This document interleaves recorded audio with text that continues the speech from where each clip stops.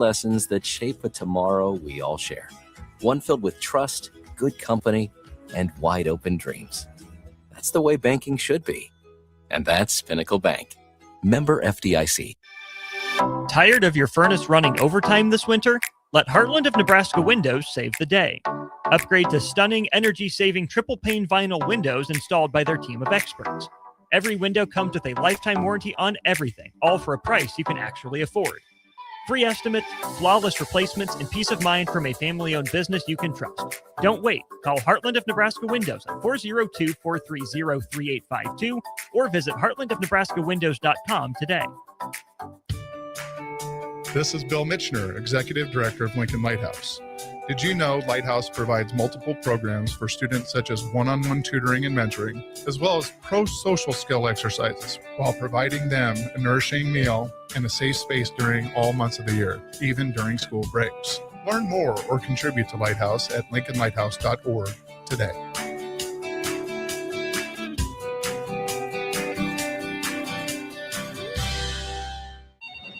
Just got new tires put on my car today. You did? I didn't see you leave the office. I didn't need to. Graham Tire picked up my car this morning and dropped it back off and they were done. You're kidding. How'd you get that kind of service? That's just what they do at Graham Tire. Schedule your service online on the Pickup and Delivery tab at GrahamTireLincoln.com. That's GrahamTireLincoln.com. Let us do the running. Some limitations apply. See store for details.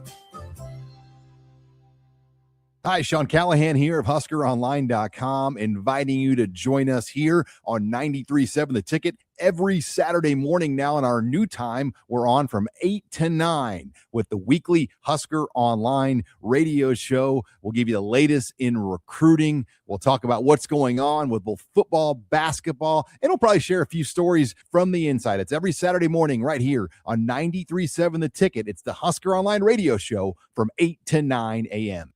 This is Lincoln's home for sports talk on the FM dial. Also online at theticketfm.com. On the internet. KNTK FM Firth, 93.7 The Ticket. It's been a busy day in sports. A lot has happened while you were up to your eyeballs in work. Catch up on what went down in Nebraska athletics, college sports, and your favorite pro sports leagues. This is Late Night in Lincoln live on 93.7 The Ticket, sponsored by Canopy Street Market. Here are your hosts, Harrison Ahrens and Derek Pearson.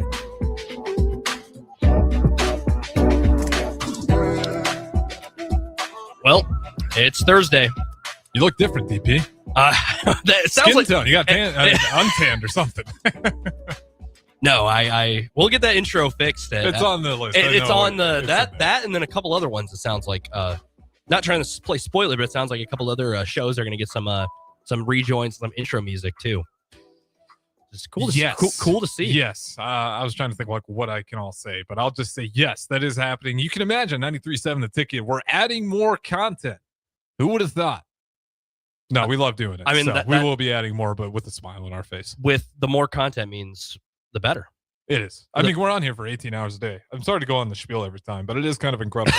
It's like I feel like I'm living in a simulation where I hear you say the same. Like, which episode is this? Was this is this Mondays? Is this Tuesdays? Is this Thursdays? No, I feel like we have to plug it every single time. I think that's going to be a running gag going forward. There's a morning, so Connor's the intern for early break.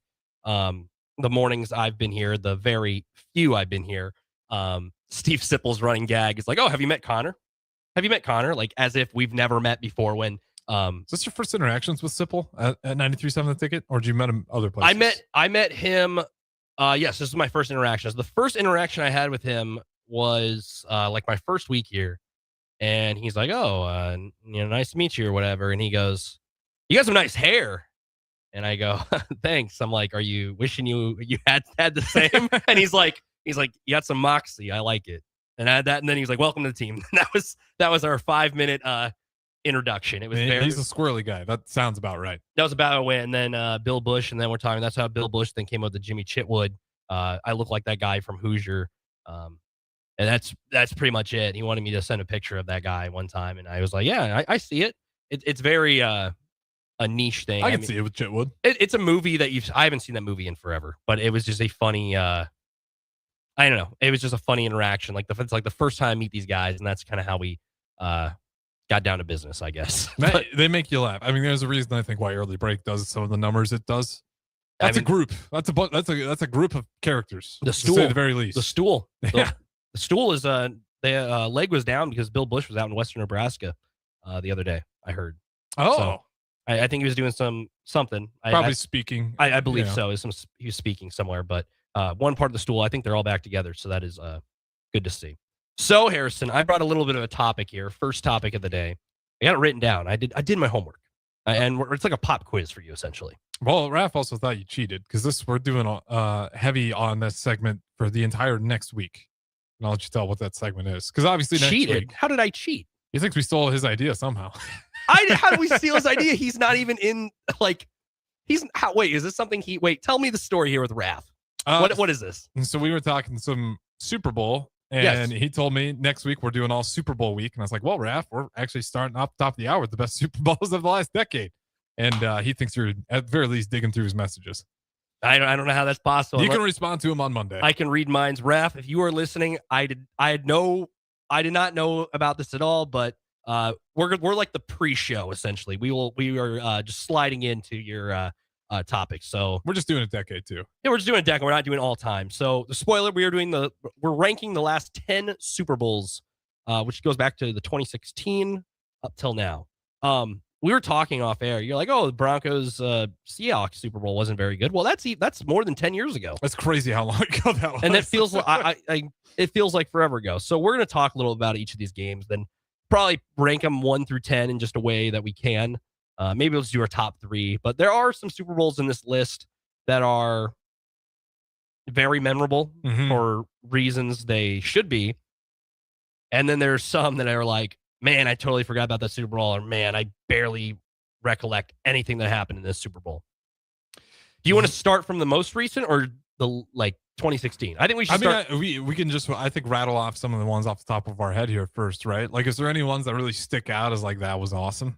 It's the 28-3 Super Bowl in Houston, February 5th, 2017. That was New England winning 34-28. The 21-point comeback. When the 28-3 down against the Atlanta Falcons. Sorry, Falcons fans, that one probably stings.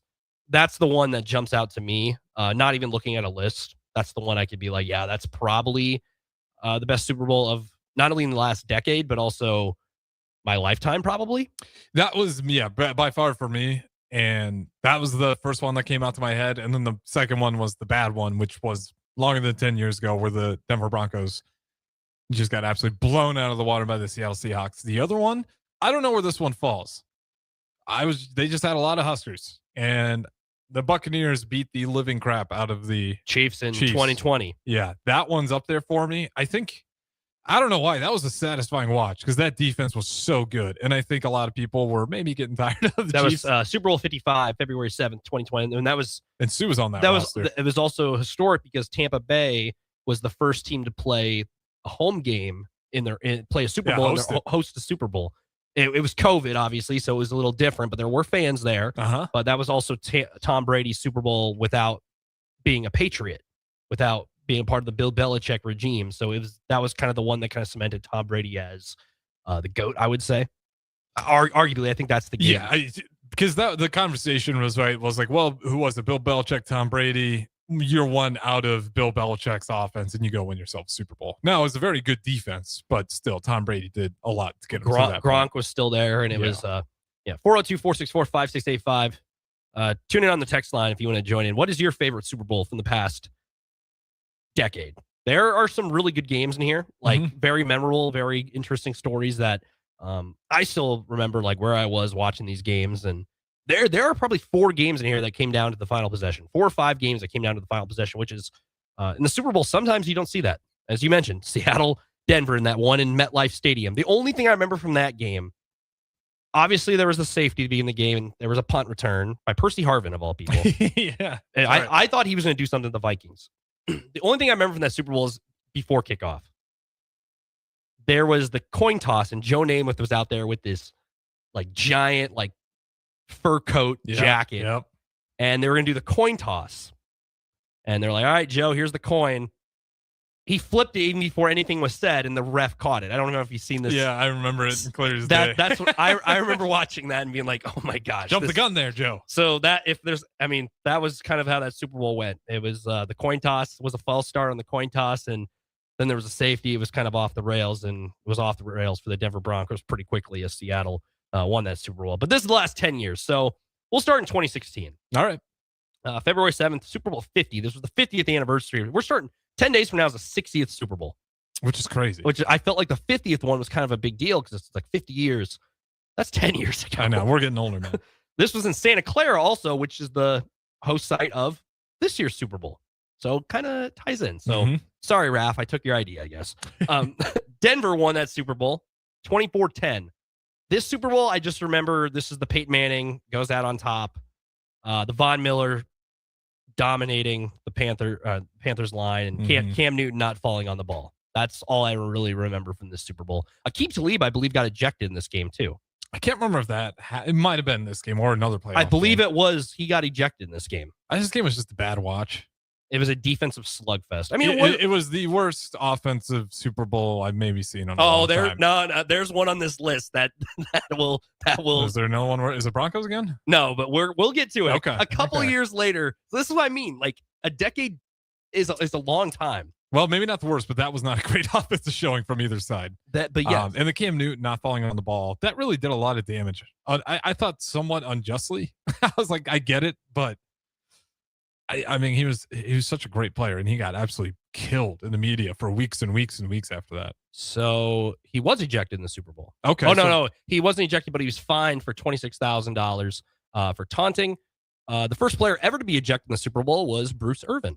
Okay. So look at that. No, so he was fined, and then that afterwards, Aqib Talib went on the set for post game coverage, and he slipped on the because he has the cleats on. Yeah, that's so right. So this Super Bowl, like, it was a bad game for Talib. I guess so. I mean, he won a Super Bowl. He won the Super Bowl, but at what cost? It was worth it.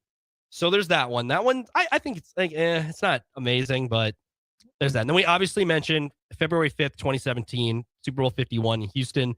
New England wins 34-28. I mean, this is the Super Bowl of. I mean, there's obviously the Giants ending the undefeated Patriots season years before that with the David Tyree catch and Plaxico Burress catching the game-winning touchdown. But the last 10 years, this has got to be one. I wasn't old enough really to remember that New England one, but this is probably the one just because the odds of winning that game are nothing. And somehow Tom Brady leads them back. And the Falcons fans are still to this day hearing about this game. Really hurt Matt Ryan's legacy. Matty Ice. Hurt the Falcons. I mean, Kyle Shanahan was the coach. He'll come up later, too. He's been in a lot of Super Bowls, but Kyle Shanahan was the offensive coordinator for that Falcons team. And the Falcons had so much momentum, and they just started passing the ball a lot up 28-3. Just run the ball, and, and they did everything wrong. Everything, there were turnovers. They got a little bit too conservative as well at times. Like they were struggling, and then they kind of got into panic mode, and then it was like, we're only going to run the ball, and then it was 3 and out. And it's like, and New England Patriots are only down 7 now, guys. In New England, like Julian Edelman had a really good catch, yep. And then it goes to overtime, and New England wins it. And another Tom Brady Super Bowl. There weren't as many in the last decade, but that is the one that I also probably cemented him as the GOAT, just because of the being able to lead that comeback in unpredictable, because it's 28-3. It's like, oh, it's over. It did a lot for him because there was still a little bit of that conversation. It's like, well, if you really look at all his Super Bowls, a lot of it's defense. That one was like, no, he just balled out. He won that Super Bowl, and he had a terrible first half. He threw a pick in that game. Yeah, but like the leadership he had in that game, like you can go watch 30 for 30s on it now. There's cool documentaries. Like he was on fire on the sideline, like ripping into his guys, and that's Tom Brady. Like you could say like he's not playing very good, and he's still demanding more, and obviously he gets more out of himself and everybody else on that roster. And that, yeah, to your point, another point where Tom Brady just solidified himself as the GOAT, because you can't say that one was defensive Super Bowl. I mean, that was Tom Brady taking that team back. So then the next year we go in 2018, February 4th, Super Bowl 52.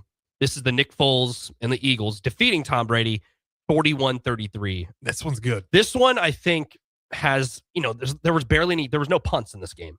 It was all offense, which some people don't like. He's like, oh, we need some defense. This game, I think, looking at it now in 2026, is so influential because of the Philly special. Mm-hmm. How many teams now in football try to replicate that. You see it all the time now. You see they try to, you have to get a 2-point try or you're on the goal line and have to run a trick play. That play gets run because of the Philly special that happened in that Super Bowl. Yeah, well, that was a response to the Patriots trying it. It was. And Tom Brady slipped.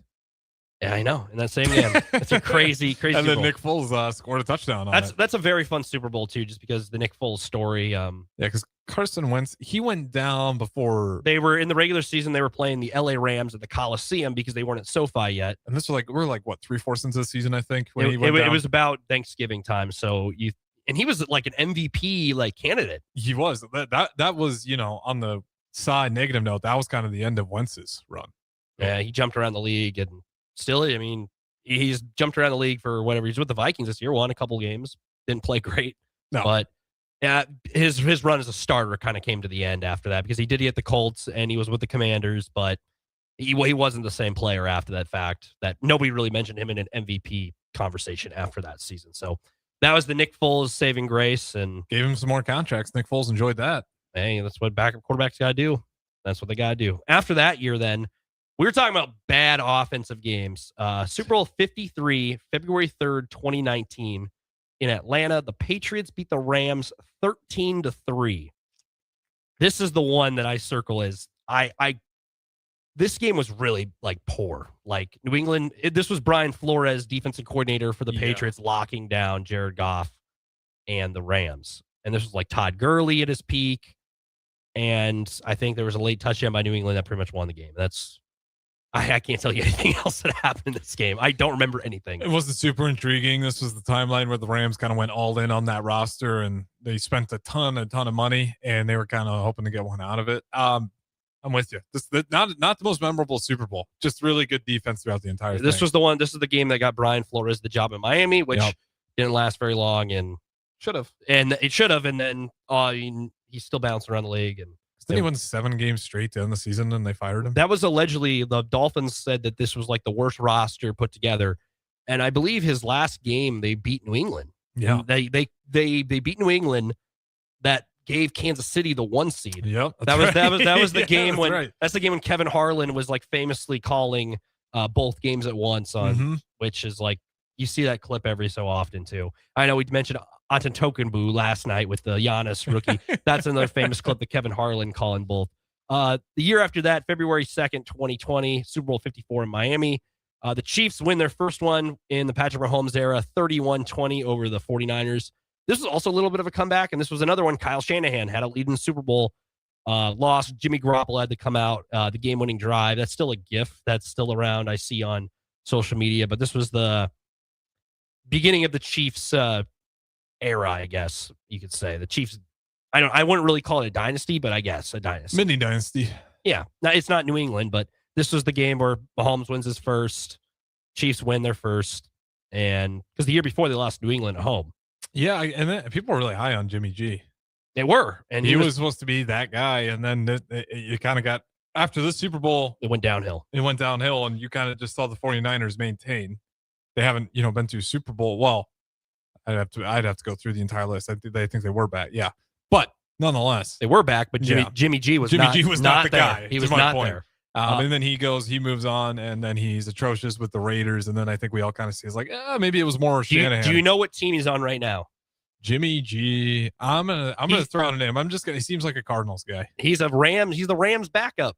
He's behind Stafford. I mean, he's a smart guy to have on the sideline. The QB room for the Rams is Matthew Stafford, Jimmy G, and Stetson Bennett. That's one of the more interesting rooms. Veteran, I guess, Stetson Bennett, because he was in college for a long time. But that's a quarterback room right there. So, I mean, if Matthew Stafford ever went down, you have a guy who's been around, but we're talking 2020. It's been a while since that happened. So yeah, well, Jimmy G also had the habit of Jimmy Garoppolo. I got to stop calling him like he's my buddy. Jimmy Garoppolo also had the problem of getting his wide receivers killed. He really threw his ball. And if he was throwing that, against the Iron Curtain or versus the Ravens when they had Ray Lewis, he would seriously be ending some wide receiver careers. Jimmy Garoppolo also got hurt a lot too, because the next year's when he got hurt, and then we're drafting Trey Lance. Yeah. And then they get lucky to get another quarterback with one of the last picks in the draft, which we'll get into him here in a bit in a Super Bowl. But that game happens, and the Chiefs make it back to the Super Bowl again, February 7th, 2021, in Super Bowl 55. This is the Tampa Bay stomping of Kansas City, 31-9. Yeah, this the only thing Kansas City gets highlights from is Mahomes throwing that pass where he's like falling down. Yeah. He nearly completed because the Chiefs O-line got absolutely demolished by the Buccaneers front. This is like Sue, Levante David, and this team was so good. I mean, Tom Brady made like a guy like Scotty Miller, wide receiver, make him look like a really good wide receiver. I mean, crazy that everyone liked it though. Like that's the thing that about most people. That's the thing about that Super Bowl that was the most intriguing. I respect it. And why I put it up there is like I just remember for me in my circle, you know, if you're in a Chiefs circle, obviously it was miserable. But you won one most of the country was kind of rooting against the Chiefs. So most of the rooms that you went into, everyone was just like, "Oh my Lord!" And it wasn't Mahomes' fault though. I will say that it was one an guy impossible game for him. There was like a stat where how many yards he ran throughout like the backfield. He broke records on the pressure rate for a Super Bowl. So since that started, like he was pressured every single time he dropped back. So we had that game, and then to SoFi, the first Super Bowl there, February 13th, 2022, Super Bowl 56. The Rams, 2 years in a row, team who plays the Super Bowl in their home stadium. The Rams defeat the Bengals 23-20. This was a weird time because it was like Kansas City felt like they were always there, San Francisco, and then all of a sudden the Rams and Bengals kind of threw off the Super Bowl contenders teams, and Matthew Stafford wins a ring. This was a fun one. Was this one to overtime? No, it came right down to the end. Bengals got stopped, and then Cooper Kupp won the MVP. Yeah, that's right. This was a fun game, I think, just because Matthew Stafford. I'm a huge Stafford fan even since the Lions days. Guy's a tough guy. I mean, the Lions teams were not bad because of him. They just never had guys around him, never could run the ball.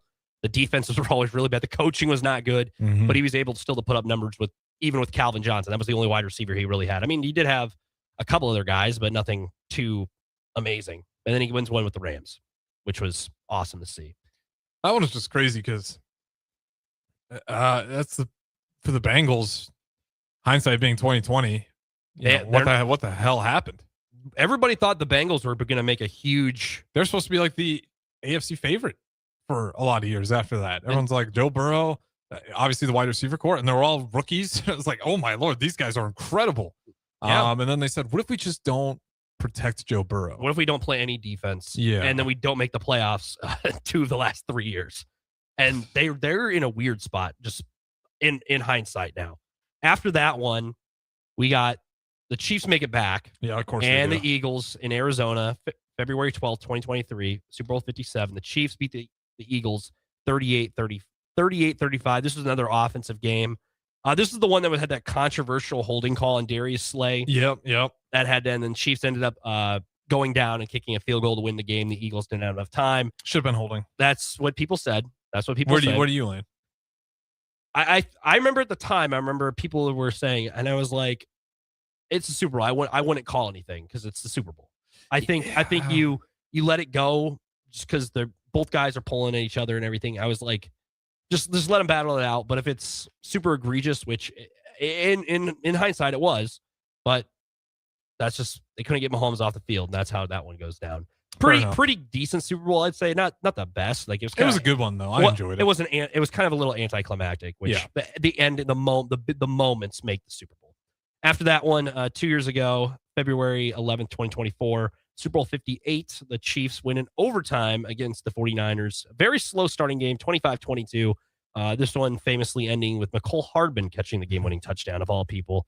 Who would have thought that one? That was in Vegas. That was the first Super Bowl for Las Vegas. Brock Purdy was the quarterback that time. And we mentioned Kyle Shanahan as the OC for the Falcons way back when. And he had 2 head coaching jobs, with the 49ers, 2 times making the Super Bowl. And he went 0-3 in those games in the Super Bowl in the past 10 years. He just could never win. And they were all close games. He just could never get over the hump. And still to this day has not been able to get over that hump. Yeah. And this year maybe thought, injuries. Could be a year. And then they get hurt. That's kind of, he's still a phenomenal coach. He's really had the injury bug worse than anybody I can imagine. He's able to get the most out of his roster, but then they just run into a buzzsaw. Do you buy into this because they're by like a nuclear reactor in their practice facility? I've seen that conspiracy about that. And conspiracy is a good word for it. Maybe. I don't know. It's just fascinating. It is interesting because you mentioned Jimmy Garoppolo. He got hurt a lot of times. And then you got Greenlaw just. George Kittle gets hurt. Tear his ACL on the sideline, like walking on to the Fred Warner's gotten hurt. Fred Warner's gotten gotten hurt. George Kittle's gotten hurt. McCaffrey's been banged up from time to time. Brock Purdy. Yep. I mean, maybe, I don't know. Some investigative Had journalism. Ayuk out there. He was hurt, and then he was healthy, and then he's like, I don't want to play anyways. And then we go back to last year, the Eagles beating the Chiefs 40-22. This Super Bowl was the scoreboard at the end made it not look as bad as it was, but it was not good. It was but it was an ugly Super Bowl. Just the Eagles were rolling. It's crazy, the Eagles from last year at this time, how drastically different their offense was to when they got it. Like, I don't know what changed. The team is pretty much the same team. Offensive coordinator obviously different. They only had one new offensive lineman. It's the weird. right guard. You have your quarterback, and he was good. They brought in Terry Jones. I believe I think it's Terry Jones, and that was considered an upgrade. It makes and then they kept everybody else on that offensive line. You still have Barkley. You still have Jalen Hurts. You still have AJ Brown, I guess. AJ, yeah. I mean, at that point, you thought, we still got AJ Brown, Smith. It's just kind of crazy how that thing fell apart. And the offensive line production from last season, the offensive line inconsistency and trying to figure out what the hell happened there when you only replaced one guy and arguably he had better seasons than the guy you replaced him with. Do you think that's just a chemistry thing that happened with the Eagles? It could be a coordinator thing too. Jalen Hurts has had like a different play caller almost every year, and I don't know. It's weird because at the time when they won the Super Bowl, I'm like, oh yeah, this team's bringing everybody back. They should be. But you think the OC would be able to call run the ball plays and have that same production? If Sirianni's there, I mean, it's the same, the same staff and the same players, and Barkley's numbers are down. Hurts numbers. It makes no sense. So. Before we go to break, we got to pick our top three of those ones mentioned. I mean, I think between us, number one, we'll come to an agreement. I think number one has to be Patriots Falcons. Yep, New England coming back, winning 28-3.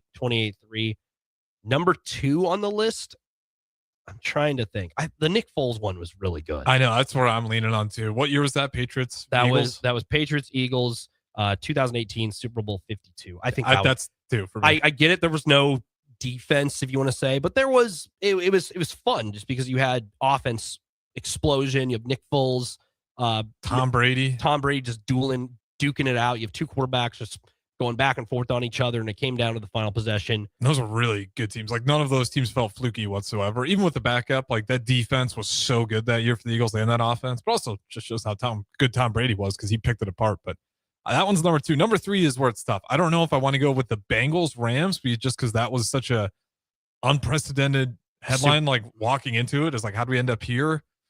Or, I mean, again, I like it. That Chiefs Patriots blowout was actually kind of enjoyable. That one was fun. Chiefs Buccaneers. You're thinking Tom Brady Patriots. You said Chiefs Patriots. Chiefs Buccaneers. Where Mahomes. Chiefs versus Brady. Yeah, because obviously, I mean, that's two of the GOATs potentially going at each other. Yeah, and I remember going into that game. That's what everybody was hyped up about because you finally got to see Tom Brady versus Patrick Mahomes on the biggest stage, which is what people wanted to see at the time. Too bad the defense didn't even give Mahomes a chance, but it was still. That one's. I'm going to put that one at 3. I'm going to put.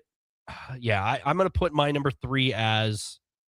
I'm an offensive football guy. Chiefs Eagles in Arizona 2023 was a fun one. That was a good one. My bottom one is probably that Rams Patriots one, that 13-3, or I don't know. That one's pretty brutal. Did you like the Panthers Super Bowl? It was pretty boring, but it was historic because it was Super Bowl 50 at the time. So you'd think like it'd be a big deal. I mean, it was Peyton Manning's last game, so that kind of, but they didn't win because of Peyton Manning. Yeah, exactly. That's the thing. Like, it was a bad watch for me. That's why I might consider it. The fact that it's a different helmet in there is the only reason I'd consider. I think Patriots Rams. I think I can't pick. I can't pick against the 13-3 Super Bowl. I'd lock in with you on that one. That's honorable decision. Yeah. Guy in the comments here before you go break says out fishing, says something. He doesn't care about the NFL, but he came across our feed. I just wanted to give you guys some encouragement. You guys sound great. Good convo. Keep streaming. Shout out to the man fishing. Well, I hope you catch something, man. I wonder where he's fishing at. Out fishing. That's his name. Out_fishing. Oh, I thought he was like ice fishing.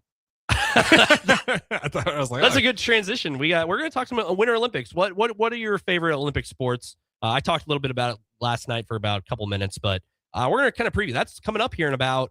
They should bring in ice fishing for that. we'll talk about that. There is a new sport this year, though. I looked it up and found it out last night. We're going to talk about that after this break here on 90.7 The Ticket. Late Night Lincoln, Nick Whyman, Harrison Arts. Golfing in 72 degrees and perfect conditions in Nebraska doesn't seem possible in the winter, but it is. Double Eagle Golf is your escape from the bone-chilling cold outside and a reason to keep the clubs out year-round. Book a bay with some friends for a weekend or come by for golf and happy hour on a weekday. Spring leagues begin in February. Get signed up today. That's all at Double Eagle Golf inside the Kinetic Sports Complex on West O Street, online at doubleeagle.golf. 93.7 The Ticket is proud to provide listeners with daily opportunities to win contests and prizes on our airwaves, and would like to take this opportunity to remind you of a couple rules. All participants must be 21 or older and must wait 30 days after winning a prize to participate in another contest. Once you win, you have 30 days to pick up your prize at the KNTK Studios, 1040 O Street in Lincoln, or your prize will be forfeited. Thank you for participating in our contests, and thank you for listening to 93.7 The Ticket. Rico here with HIS Auto Care at 70th and Van Dorn, letting you know HIS is a great place to bring your vehicle for service. With superior service bumper to bumper, we'll treat your vehicle like it's your mother's. It doesn't get any better than that. So call 402-488-8934 and HIS Auto will make you glad you did. 5% off, mention this ad, and for sure your mother will be proud you called. 402-488-8934, HIS Auto Care, 70th and Van Dorn. God bless you. With UBT, you've got total control over your money. Like Doug, who runs his game day tailgate like a well-oiled machine. I got burgers, brats, chicken, dogs, plus all the fixins'. And with the UBT Go app, I can track my food spending from anywhere. Pro move. They don't call me Grill Sergeant for nothing. No matter your goals, UBT helps you feel good about reaching them. Union Bank and Trust. Member FDIC. Let's fly. Your next trip starts at Lincoln Airport with American Airlines. Now flying nonstop service to Dallas, Fort Worth, and Chicago. American Airlines connects Lincoln to major hubs and destinations around the globe. Wherever you're headed, LNK gets you there with new nonstop flights on American Airlines. Now boarding. Convenient, fast, and stress-free. Book your next flight at LincolnAirport.com. LNK, make flying easy. So as women, we're so hard on ourselves, and I just wanted a simple way to feel confident again and to feel like me again. And the Spectrum 7 at Max Tan gave me that little spark back and can also give it to you too. A full body light that makes my skin and my spirit feel brighter. Lincoln's go-to for fun isn't new. It's a place that's been a staple of the city for years and is only getting better. Matson's Bowling and Billiards always has open bowling available with no long lines, unlike other centers. They have live music almost every weekend and great food at EJ's Bar and Lounge, with seating for 150 people. They have popular meals like the EJ Burger, pizza for the whole family, and famous EJ's Wings. Contact Sarah to book a party for friends, coworkers, or family at Matson's Bowling and Billiards, just south of 48th and Holdridge. Clear your calendar. It's a volleyball weekend in Omaha. Love Nebraska returns to Baxter Arena for back-to-back home matches on January 30th and February 1st, facing Love Madison and Love Austin. 2 matches, 2 chances to see your hometown team compete as the season heats up. Featuring Lexi Rodriguez and Jordan Larson taking on the likes of Lauren Carlini and Maddie Skinner, and special moments throughout the weekend. This is your opportunity to catch all the action live. Make it one night or both nights. Get your tickets now at lobbneb.com/tickets. Is your furnace ready for the cold winter? Call the pros at Bryant. No matter what make or model, Bryant will perform a thorough heating check, giving you peace of mind, or steps to ensure a warm home throughout the season. Bryant also offers free second opinion heat exchange checks. Before you spend thousands on a new furnace, let Bryant check it free. Anytime you need furnace service or repair, just call Bryant Air Conditioning, Heating, Electrical, and Plumbing, 467-1111. Bryant, whatever it takes. Have you heard about Advanced Medical Imaging Surgery Center? Located at 7555 Pioneers Boulevard, Advanced Medical Imaging Surgery Center offers compassionate, patient-focused care and provides outpatient surgery services, making it possible to have non-emergency surgery and return home the same day. Advanced Medical Imaging Surgery Center specializes in cardiology, vascular radiology, orthopedics, pain management, and much, much more. Give them a call today at 402-261-1085 or online at amimaging.com. When it comes to concrete, Stevens & Smith Construction doesn't stall. They go for the takedown. As Nebraska's full-service concrete contractor, they stay in bounds, hold inside position, and never forfeit quality. Whether it's foundations, flatwork, or concrete coatings, they elevate performance and pin down results that win every time.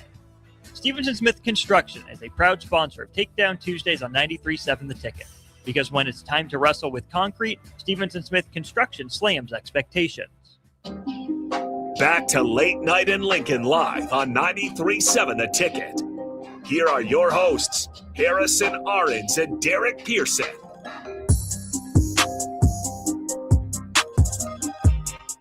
Welcome back. Late Night in Lincoln, Nick Whyman, Harrison Arns here on 93.7 The Ticket. We just got done ranking the last decade of Super Bowls. In the chat, we had somebody chime in, Gus Mohawk, 1999 Rams over Titans, greatest show on turf. We did the past decade, but maybe next week we'll do the our favorite Super Bowls of all time. Next week there'll be a lot of Super Bowl content, just for everyone's knowledge. I mean, obviously, it's the biggest game. We'll have in the remote America. party too for the Super Bowl, and we'll talk about it a lot. It's always fun to go through the Super Bowl history too, because you do forget a lot. Just going through these past 10 years, it was like, we did 10. We did 10 years, and some of these it was like some of them we barely could recollect stuff that happened in the game. I mean, I can't believe the Panthers made it 10 years ago. I almost forgot about that entirely. Cam Newton was the MVP. Yeah. At that point, and then after that, Cam Newton was never the same. That feels like 15 years And then ago. Carson Wentz was up for MVP the next year. Yeah. And now those two guys, Cam Newton's on TV. What a bad run. And then Carson Wentz has been jumped around. He's been with like 4 different teams since that could have played in the Super Bowl, but he got hurt. Now and Cam Newton's just doing the game changer or not segment. Yeah, pretty much. It's a crazy reality. Jared Goff's on the was in a Super Bowl with the Rams. Now he's on the Lions. Matthew Stafford has now played more with the Rams than he has with the Lions. Did you know that? No, that's kind of surprises me. He's played more years with the Rams than he has with the Lions now. Do you think anyone won or lost that? Like, it's easy to say Rams won, but they're in a better situation. Oh, undercover cop.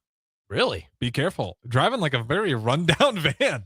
You're driving in Lincoln. I saw the lights and I was like, "What? That does not look like a cop car." like a 2010 old van. All right. Well, if you're driving out there, obey the laws because they are pulling people over.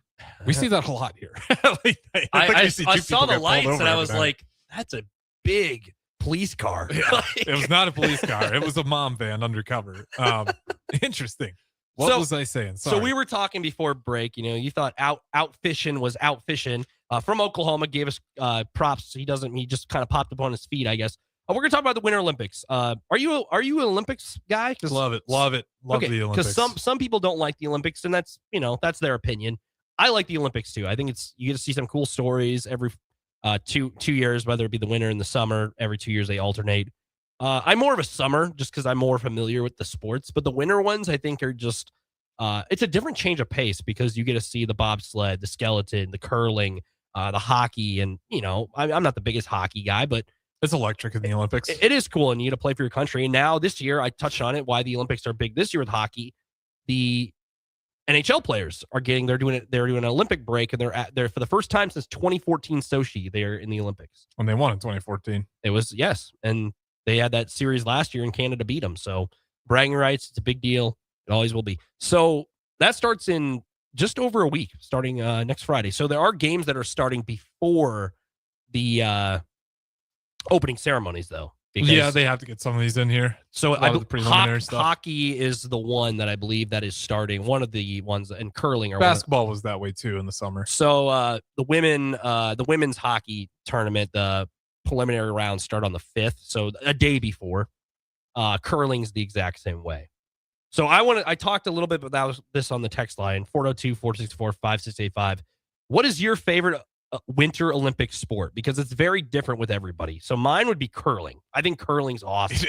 It is saddest. There's something about it that just feels good watching it. So I like it because like skating, I could not do that.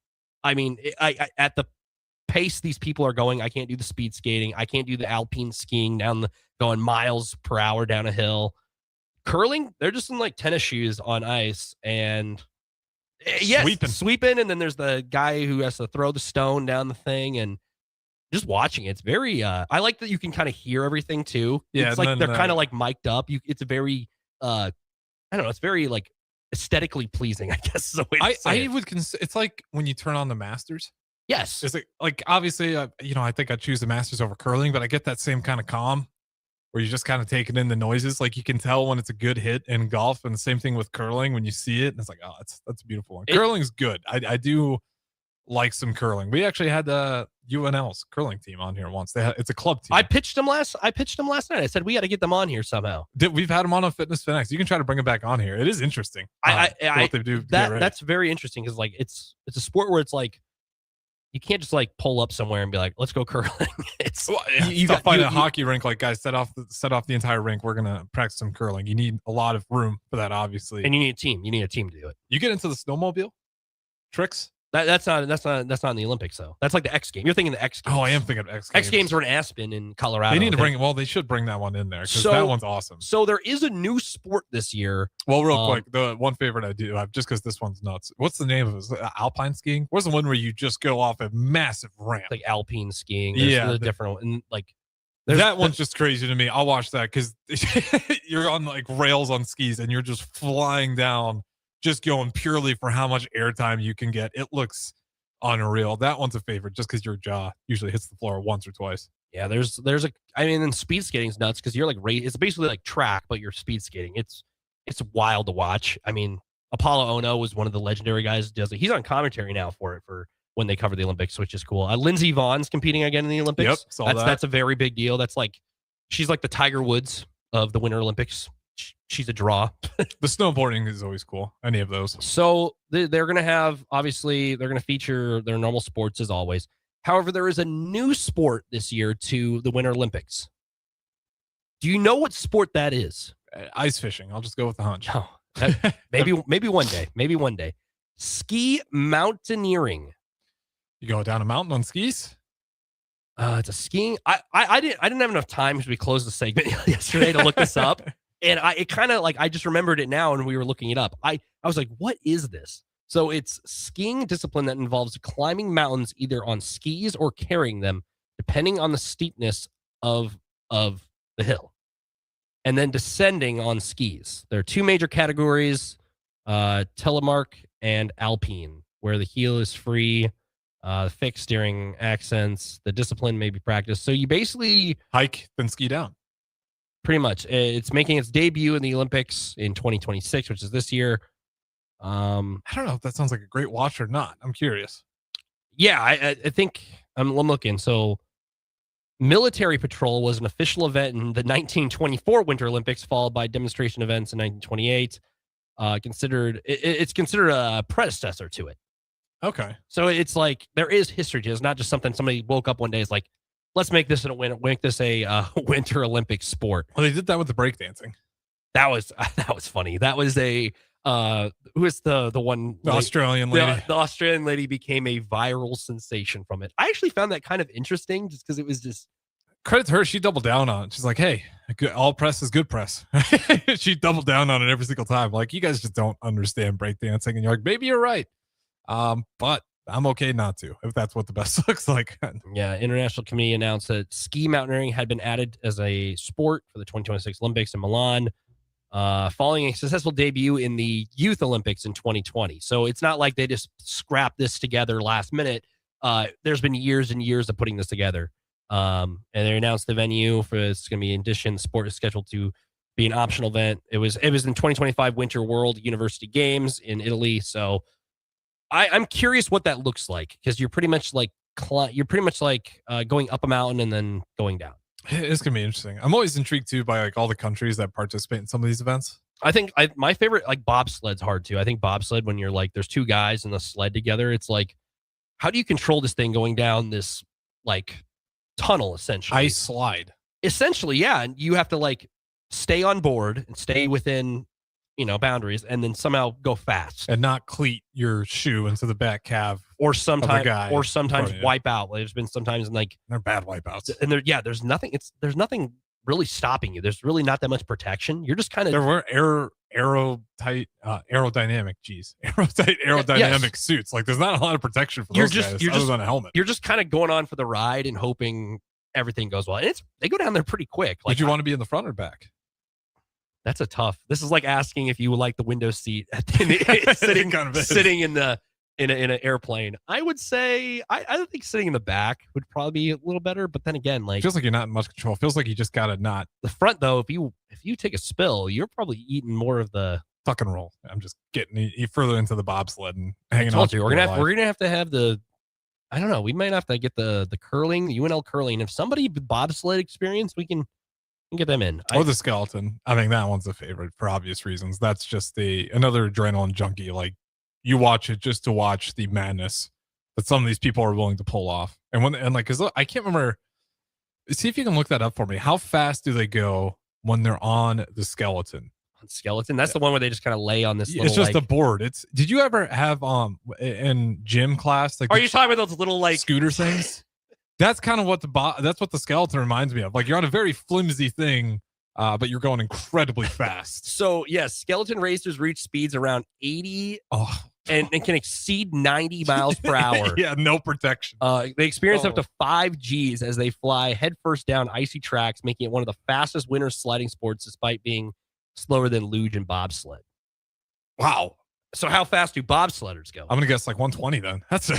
Well, bobsled is probably more of a more weight. Yeah, and you're going downhill. About 90 to 95 miles per hour. And then luge is like they're all kind of the same because they're all kind of the same concept. There's different luge is the one where they lay like flat, like flat in the back. This is the fastest one. They go about almost 100 miles per hour. Yeah, that's insane. Yeah, typically 95 to 100 miles per hour. The fastest recorded was 96 is the fastest. So you're inching close to 100 miles per hour, but that's I can see how it's like really fun after you do it a few times, but the first time you wipe out, I'm out. Yeah, there's no mechanical brakes, so you're just relying on making it to the bottom. And there's a way you strategize to like steer and everything too. It's not like you're driving a car. You're just laying there. Well, it's like you ever see those rally races where they do laps before and they got left turn here, right turn here. Like that's kind of the cadence. They're just got to be super sharp on when for them it's not turning. It's just like shifting their body weight, but they just got to bank everything properly. Otherwise, you'll wipe out or you'll just get a bad time. It's a crazy, yeah. I mean, those are exciting. It's starting in about a week. I'll watch. I will too. We're gonna go to break. We're gonna wrap up the first hour here. Late Night Lincoln, Nick Whyman, Harrison Arns. We'll be right back. Just got new tires put on my car today. You did?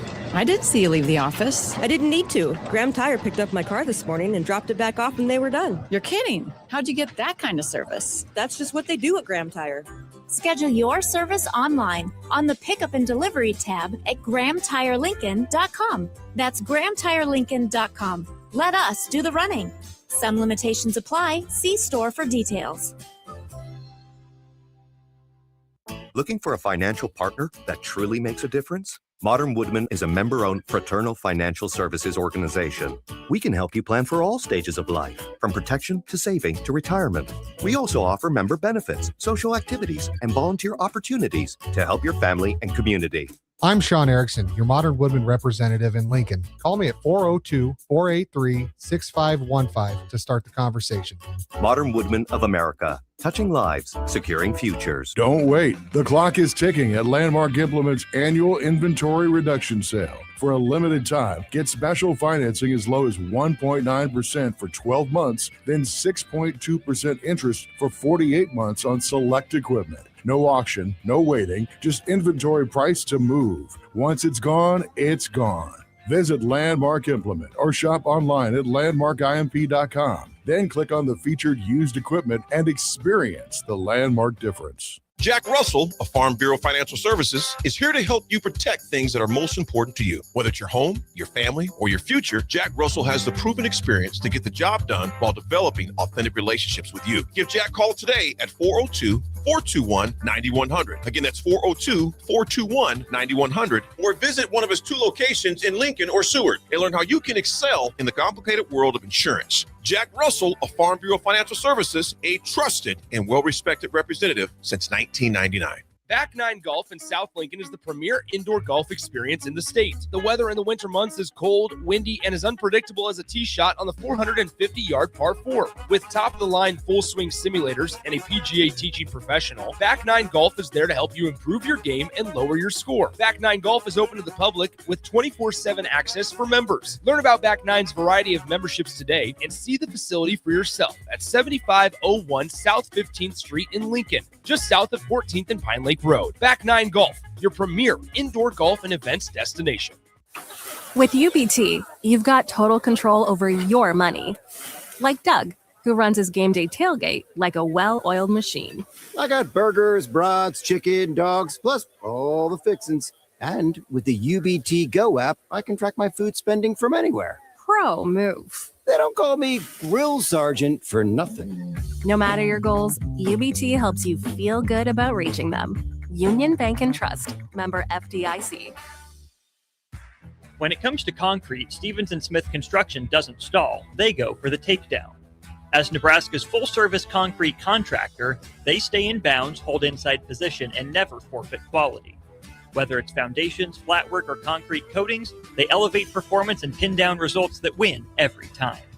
Stevens & Smith Construction is a proud sponsor of Takedown Tuesdays on 93.7 The Ticket. Because when it's time to wrestle with concrete, Stevens & Smith Construction slams expectations. It's the two-fingered wave on a gravel road. It's letting the kids take dad's truck to prom. It's Friday nights under the lights of a hometown football field. Eustace Body Shop knows small towns. It's where our values are rooted. We treat our people right, and in turn, they treat you, our customer, right. And we give back to our communities. Not much more small town than that. Eustace Body Shop, small town service, big city technology. The most recommended Eustace Body Shop. That's who we are. Planet Fitness has everything you need to get stronger just around the corner, so you can give everything you've got. Whether you want to crush a few reps before class with our expanded strength equipment or sweat it out on your way home from work. With over 2,800 locations, there's a Planet Fitness close to you, and most are open 24 hours. Join the club today and save $28 or more when you join for $1 down, $15 a month. Cancel anytime. Deal ends January 30th. Are you coming? Planet Fitness. We're all strong on this planet. See club for details. Nutrition Authority presents Fusion 30, an ultra premium protein ideal for anyone wanting to look, feel, and perform their best. Fusion 30 can only be found at Nutrition Authority. Stop in today for a free sample, visit with a certified nutritionist, and get better than internet pricing. For store info, visit mynutritionauthority.com. Select Plumbing and Utility has been serving Lincoln and the surrounding area for 14 years, and they're not slowing down. Select Plumbing and Utility handles all your plumbing needs, from faucets and water heaters to full renovations, and they can even help with your heating and cooling needs. They're also Lincoln's underground experts, repairing and replacing broken underground water and sewer lines since day one. Contact Select Plumbing and Utility today at 402-560-6197, assuring excellence in every situation, opportunity, and challenge. That's 402-560-6197. Back to Late Night in Lincoln live on 93.7 The Ticket. Here are your hosts, Harrison Arons and Derek Pearson.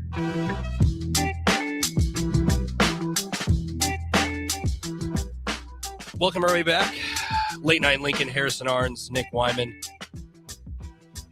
We just got done talking about the Winter Olympics, and before that we ranked some Super Bowls. It's quite the differential of topics there, but they're kind of the talk of the sports world here for the next 10, 14 days. That's fair. I will say. And Husker hoops. And Husker wrestling. Husker wrestling tomorrow. Another duel that is going to be a pretty big deal. That's a quick turnaround, too. Penn State. Right after you had two over the weekend, and with Iowa and then Ohio State, and now Penn State back for Friday. What time is that? 7 o'clock Central Time. 7 o'clock. 7 o'clock Central Time.5, 9-5, 2-2 in Big Ten play. Heads on the road Friday tomorrow for another top 10 duel against number 1 Penn State, who's 11-0 overall, 5-0 in duels in Big Ten conference play over at University Park in Pennsylvania.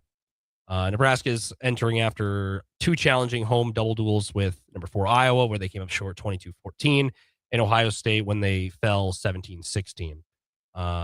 Major test. We talked weeks ago about it being the beef of the schedule. Even if you end up on the wrong end of these duels, you can learn something, because you learn something from facing tougher competition than just breezing by with a soft schedule. Well, I think they did versus Iowa. I thought Ohio State was going to be the tougher of the two, and they were really close to being able to pull off their match versus Ohio State. And if everyone remembers the national duels in Tulsa, Oklahoma, they got decimated by those guys. Now they're a little bit banged up, but still, you like to see that bounce back. AJ Ferrari, I mean, almost had it there at the end. If we would have got that heavyweight match, we would have stole that one at home. And to your point, let's just go for some momentum here. There's some guys that could really use, I think, a boost of confidence or just maybe some more reps. 125. We'll see what happens if Kohler's going to go out there and wrestle again, or if they make a change. Chance Lamer, seems to get better and better. Just been close to finishing. AJ Ferrari, chance to get back for him. And then Antrell Taylor's just been a monster.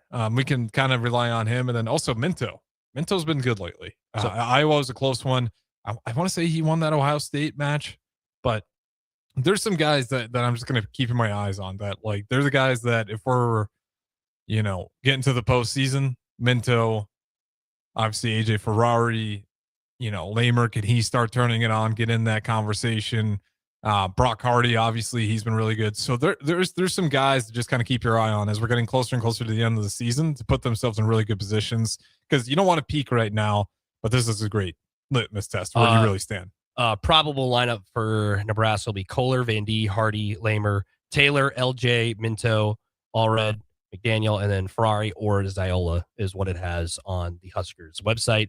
Penn State, it's crazy how many number one ranked guys they have if you just look at the roster. And the guy that's not ranked at all is on the bench, but it's not ranked because he just hasn't really competed yet, but he's coming from 4, high school state championships, and like they're just loaded to the gills. I think it's like all number ones and a 4. So starting at 125, going up to heavyweight, they have 1, 4, 12, 1, 3, 1, 1, 1, 1, 12. Yeah, that sounds about. And stat about the Nittany Lions wrestling: Penn State has allowed no more than 17 points in a duel this season, with Wyoming accounting for the highest total in a 40-7 loss on December 13th. So yeah, they're getting extra points on everything. They are as advertised. They are no slouch. They are, and this past week they had a very dominant weekend. I don't know if you saw their last. Was Minnesota?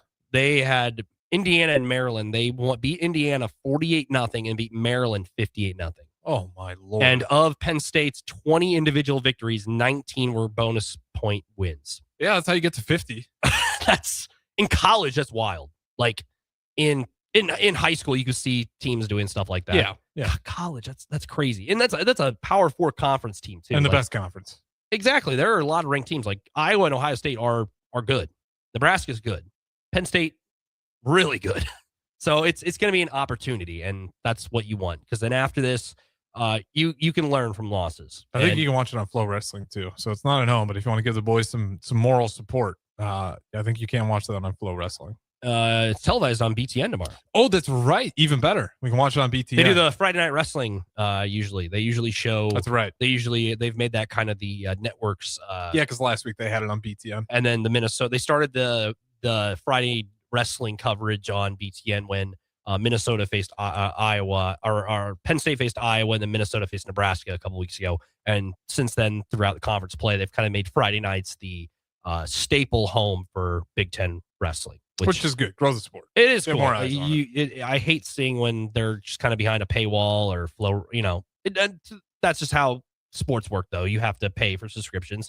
We obviously had that with Peacock for basketball the last couple days ago, but that's just. It's nice to see it where it's easier to get more eyes on the sport. And these are two fan bases that are going to sport. Not only Penn State, Ridge was talking about Penn State the other day and was like how they're going to show up for their guys just like Nebraska shows up. So it should be a fun one. That is where the Big Ten wrestling tournament is being held as well. Yeah. So it's a nice little preview for those guys going to University Park. But after that, the schedule really cools off for the Huskers as well.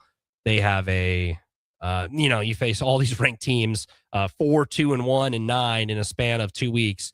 And then you got Northwestern at home on the 8th, Illinois on the road on the 13th of February, Indiana on the road on the 15th, on Sunday, the 15th, and then Utah Valley to close out the year. So there's only one more home duel, which will be next. Is that Illinois? That's Northwestern. Sunday, February 8th. It's a 1:00 start. But the season's flying by because in 2 weeks from Saturday, the season's kind of wrapping up. And then Big Ten Wrestling Championships on March 7th on that Saturday. And then the NCAA Wrestling Championships then are starting in Cleveland.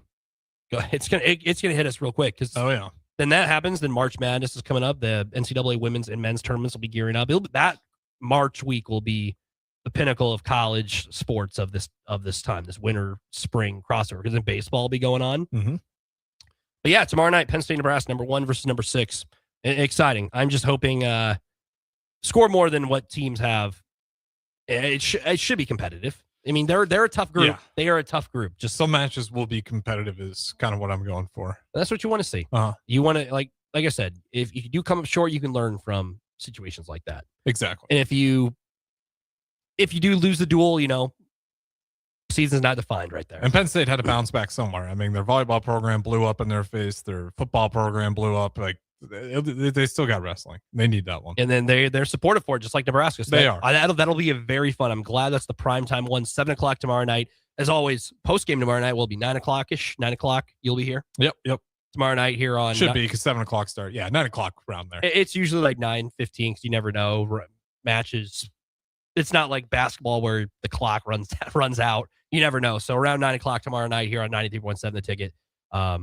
You can check out post-game wrestling, and then they'll lead you into your weekend. So we're here at the top of the hour. We're going to take a break. Harrison's going to get out of here. I'll carry you guys one more hour here, late 9 Lincoln, here on 93.7 The Ticket. When you were a kid, clubs were cool. Robotics club and space club and stuff like that. But what do adults get? Book clubs and quilting clubs? Nah, forget that. How about margarita clubs and old-fashioned clubs? Get to Upside Bar and Lounge for the best clubs in town. Try all 10 varieties of Upside margaritas or old fashions and take home a free souvenir glass. Grab the whole crew and pair it with Taco Night on Mondays or Whiskey Wednesdays. Upside Bar and Lounge at 29th and Pine Lake. This is Lincoln's home for sports talk on the FM dial. Also online at theticketfm.com. On the internet. KNTK FM Firth, 93.7 The Ticket. Don't wait. The clock is ticking at Landmark Implement's annual inventory reduction sale. For a limited time, get special financing as low as 1.9% for 12 months, then 6.2% interest for 48 months on select equipment. No auction, no waiting, just inventory price to move. Once it's gone, it's gone. Visit Landmark Implement or shop online at landmarkimp.com. Then click on the featured used equipment and experience the Landmark difference. Empire Netting and Fence delivers top quality netting and fence solutions. From major sports venues to backyard installs and everything in between, coast to coast. We take on tough jobs with grit, integrity, and a strong commitment to safety. Empire is growing, and we're hiring motivated people ready to grow with us. We build each other up, and we're building something big. Think you've got what it takes? Apply now at empire-fence.com. That's empire-fence.com. Looking for a financial partner that truly makes a difference? Modern Woodman is a member-owned fraternal financial services organization. We can help you plan for all stages of life, from protection to saving to retirement. We also offer member benefits, social activities, and volunteer opportunities to help your family and community. I'm Sean Erickson, your Modern Woodman representative in Lincoln. Call me at 402-483-6515 to start the conversation. Modern Woodman of America, touching lives, securing futures. Lincoln's go-to for fun isn't new. It's a place that's been a staple of the city for years and is only getting better. Matson's Bowling and Billiards always has open bowling available with no long lines, unlike other centers. They have live music almost every weekend and great food at EJ's Bar and Lounge, with seating for 150 people. They have popular meals like the EJ Burger, pizza for the whole family, and famous EJ's Wings. Contact Sarah to book a party for friends, coworkers, or family at Matson's Bowling and Billiards, just south of 48th and Holdridge. Just got new tires put on my car today. You did? I didn't see you leave the office. I didn't need to. Graham Tire picked up my car this morning and dropped it back off and they were done. You're kidding. How'd you get that kind of service? That's just what they do at Graham Tire. Schedule your service online on the Pickup and Delivery tab at GrahamTireLincoln.com. That's GrahamTireLincoln.com. Let us do the running. Some limitations apply. See store for details. Big value and big flavor meet at Wings and Rings thanks to the all-new delicious Duo Combo. This is the one you've been waiting for. Get one half-sized appetizer and 2 entrees with a side for only $19.99. Bring a friend for the best deal in town on any day of the week, during game time, or whenever the heck you want. Their made-to-order wings and chicken sandwiches are waiting for you at their 68th and O and 40th and Old Cheney locations. Stop by Wings and Rings and celebrate every day with the best meal deal in town. Tired of your furnace running overtime this winter? Let Heartland of Nebraska Windows save the day. Upgrade to stunning, energy-saving triple-pane vinyl windows installed by their team of experts. Every window comes with a lifetime warranty on everything, all for a price you can actually afford. Free estimates, flawless replacements, and peace of mind from a family-owned business you can trust. Don't wait. Call Heartland of Nebraska Windows at 402-430-3852 or visit heartlandofnebraskawindows.com today. A membership with John Henry's will fast-track you to front-of-the-line service, seasonal tune-ups, and far fewer unexpected moments. That means no breakdowns, no waiting on a call, and no nonsense. It's consistent care that prevents small issues from turning into big bills. Join the Comfort Club and get VIP treatment 365 days a year with 24-hour priority response, member-only discounts, and peace of mind on your home's most expensive systems. Call John Henry's. John Henry's Plumbing, heating and air. And electrical. It's been a busy day in sports. A lot has happened while you were up to your eyeballs in work. Catch up on what went down in Nebraska athletics, college sports, and your favorite pro sports leagues. This is Late Night in Lincoln live on 93.7 The Ticket. Sponsored by Canopy Street Market. Here are your hosts, Harrison Arends and Derek Pearson.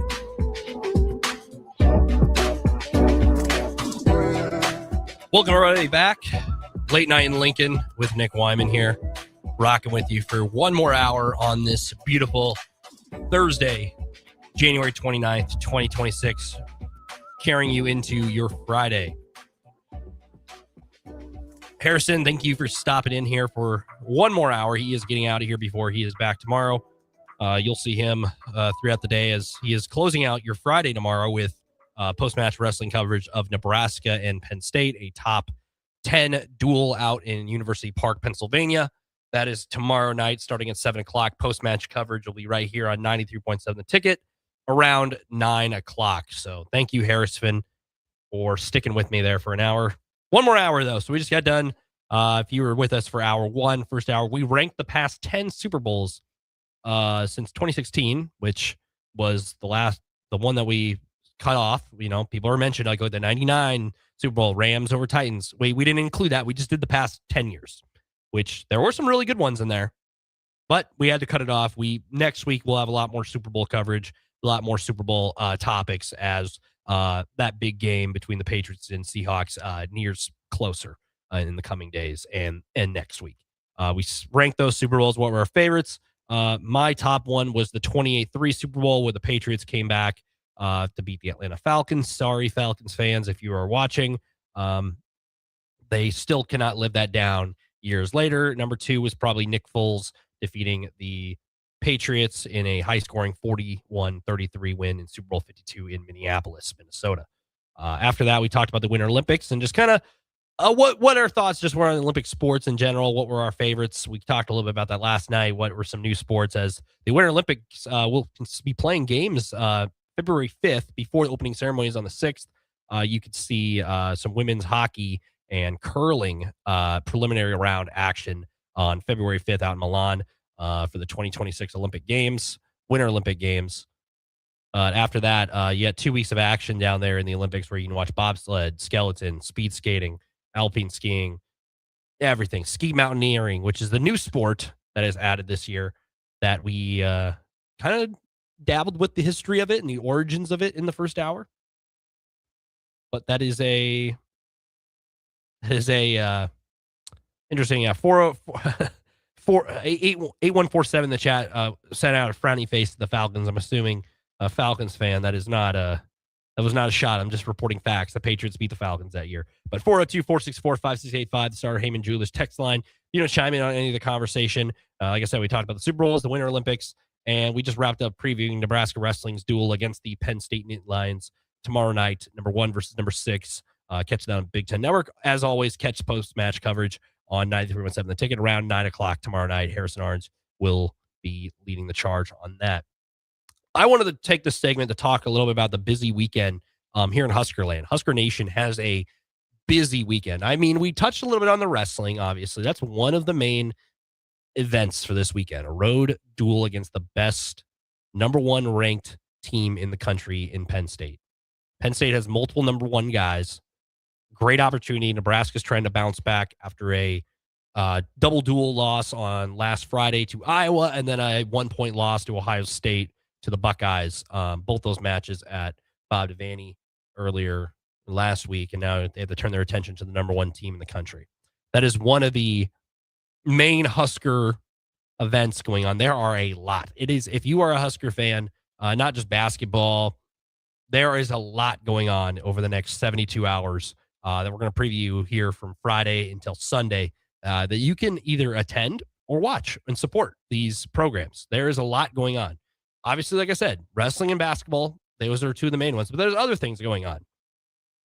So tomorrow begins a 3-day event out in St. Louis, Missouri, the Columbia 300 Saints Invitational. Nebraska bowling is back in action. Nebraska bowling competed at the Northeast Classic a couple weeks ago, where they got 9th overall as a group.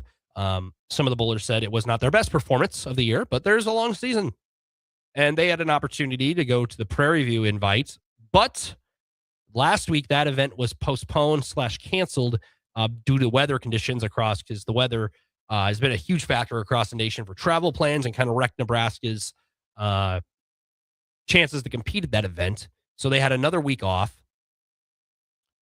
And now they get to get back on the road and go compete in St. Louis, starting on Friday, January 30th, tomorrow, all the way until Sunday, February 1st. So Nebraska will be at the Columbia 300 Saints invite starting tomorrow for bowling. That is one of many, I will continue to say, one of many Husker events going on over the next 72 hours. And that one's going over 3 days compared to a lot of these. Nebraska track's going down to Manhattan for an indoor track meet on Friday as well. So there's some events on Friday along with wrestling. Men's tennis is in action down in Lubbock, facing an old Big 12 rival or Big 12 team in Texas Tech out in Lubbock. Nebraska playing at 3 o'clock against Texas Tech in men's tennis that day. And swimming and diving's back here. They're facing Rutgers on Friday. Women's tennis also, like men's tennis going down to Texas Tech. The women's tennis team has a 5 o'clock duel against Kansas down in Lawrence tomorrow. So that all wrestling, tennis, swimming, indoor track, bowling, that's all happening tomorrow. That is a jam-packed day of Husker athletics going on across Huskerland. A lot of it's on the road, but a lot going on. That's just on Friday. That is just Friday. Usually we're waiting for basketball, but there's a lot of stuff going on and a lot of chances to compete. And then you cap off your Friday night, obviously 7 o'clock, Nebraska, Penn State, wrestling, as mentioned, 1 versus 6. Saturday goes into play. Saturday is another stacked day, more track, more swimming and diving as Rutgers. But you go down the list here, gymnastics has a very stacked Saturday. The men gymnastics team at 1 o'clock competing in Columbus against the Ohio State Buckeyes starting at 1 o'clock. Here in Lincoln, though, the women's gymnastics team has a meet against Ohio State as well, but that starts at 3 o'clock over at Bob Devaney. So Nebraska and Ohio State, 3 o'clock Saturday. That's going on. That's going on here in town. So that is your Saturday. Gymnastics really takes over the Saturday. It's nice to see because the attendance should be, the weather doesn't look like it's going to be much. We're not going to get much snow, I don't think. I didn't even know we were supposed to get snow today. I'll say that right now. I woke up and I saw the snow and I was like, oh, we got more snow. Not what I expected on to. I would never wish that upon anybody. Snow is not fun. If you like snow, that's your opinion. I don't like snow. 402-464-5685. Text in. We were about to preview the Sunday. The Sunday slate for Nebraska sports is jam-packed. Friday, obviously, you have a lot of other things going on. Sunday is from the morning until night. You have a full 8 to 9 hours of Husker athletic action going on. Bowling will be wrapping up the 300 Saints invite in St. Louis that day. That'll be day 3. That'll be an all-day event. obviously going on down there. But at 10 a.m. on Sunday at the Sid Hazel Dillon Tennis Center, Nebraska men's tennis is back home after that going down to Lubbock. They're going to be back home against Air Force at 10 a.m. on Sunday. Later that day, at the same place, the Nebraska women's tennis team will have a competition against North Dakota in a duel starting at 1 o'clock. So starting at 10 a.m., even before that, 8 a.m., there's rifle going on. Nebraska is going up against Jack State in rifle at 8 a.m. And then 10 a.m., you have men's tennis duel against Air Force. Women's tennis at 1 o'clock against North Dakota. You have a full day of action on Sunday leading up to that. And then after that, 3 o'clock comes around, Nebraska men's basketball playing Illinois at Pinnacle Bank Arena, which is going to be a whiteout. That is the theme for the game, Nebraska, Illinois, starting at 3 o'clock. Pinnacle Bank, Nebraska returning home after suffering their first loss of the season, which came up in Ann Arbor in a 75-72 ball game. Even in that loss, you could say there's no moral victories in sports, but you're down Rink Mast. Braden Frager obviously hurt. But Nebraska will be back in action on Sunday as they play Illinois, who is number 9 in the nation. So it is another top 10 matchup for Nebraska men's basketball. This is the second half of Big Ten play. As the season, they hit the halfway point of conference play. So there is about 5 more weeks of games remaining on the regular season slate for the Cornhuskers. And this is another one you just move forward from Michigan. And I think that's what the Huskers will do. They're playing the Fighting Illini, who have played Nebraska already once this year. As famously, Jamarcus Lawrence hit the game winner up in Champaign, Illinois, to give Nebraska a win when Nebraska was ranked just inside the top 25 a couple weeks ago. That was just a couple weeks ago. And then Nebraska's where they are now. And now you're getting a Nebraska basketball team who's ranked in the top 10 going up against Illinois once again, which was down to the wire the first time they played. Nebraska did that at their place, and now they're going to do it. They're coming down here to Lincoln. That's Sunday at 3 o'clock. It'll be Nebraska, who's number 5 in the nation, against Illinois, who's number 9. Looking back at this game when they played back on December 13th, a Saturday when they played Illinois, this was a game where Nebraska and them were tied at halftime, 37-37. Nebraska comes up big in the end. Price Sanford had 32 points in that game. 6 made 3-pointers to help Nebraska to a win. Obviously, they had Braden Frager. Braden Frager did not score a single point that game. Only played 13 minutes, 0 points. Missed his one shot, which was a 3-pointer. Didn't get any free throws, 2 rebounds. So Braden Frager wasn't really a stat sheet stuffer. He didn't do a whole lot that showed up in the stat. Well, did he play defense? Probably. But that doesn't show up in the stat book. So on the stat book, you just don't see that. Jared Garcia had 10 points off the bench. Kendall Blue only played 3 minutes, and Nikhil Jacobs had 0. So the bench points they had in that game against Illinois was all Jared Garcia with 10. Looking back on December 13th, and now looking here when this game is played on February 1st, Nebraska is a much different team scoring-wise compared to this one sample size of this game against Illinois. In this game, Buchengel only had 3. Price, as mentioned, had 32. Rink Mast had 17. Jamarcus Lawrence had 14. And Sam Hoiberg had 7. All the starters played over 30 minutes in that game as well. Jamarcus Lawrence obviously was 14. He had the big game shot to win the game for the Cornhuskers in that game. But Nebraska, I mean, they got to win up in their place. So you assume Illinois is going to be motivated to get that win. And they've been rolling since that loss too. They have been rolling because you lose that Nebraska. They have not lost a game since then. They've won 10 straight. They beat Missouri, and they beat Southern, Penn State, Rutgers, Iowa, Northwestern, Minnesota, Maryland, Purdue, Washington. That Purdue win was at Purdue, which is one of the toughest places to play in the conference. And they beat them 88-82 up at their place. And Keaton Wagler, their freshman guard, put up a historic game up there against the Boilermakers. He finished with 46 points, a career high to give Illinois the win over Purdue. He shot 13 for 17 overall, 9 of 11 from three-point range, and made 11 free throws on top of that. And in the first half, Wagler had 24 to 39 in the first half for the Fighting Illini. He's hot. He's on fire.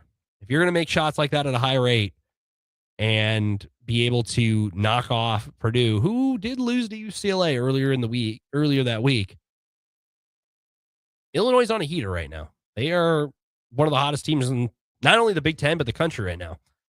They have losses this year. They lost to Alabama way early in the season. They have a loss to UConn as well, but those are two top 15 teams. So do they have a bad loss on the year? No. They lost to Nebraska, who was ranked 23rd back on December 13th. And that wasn't even a bad loss. It was a quality game, like from back and forth.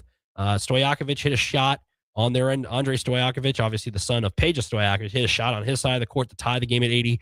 And then Jamarcus Lawrence had the ball in his hands down the stretch and gave Nebraska the win.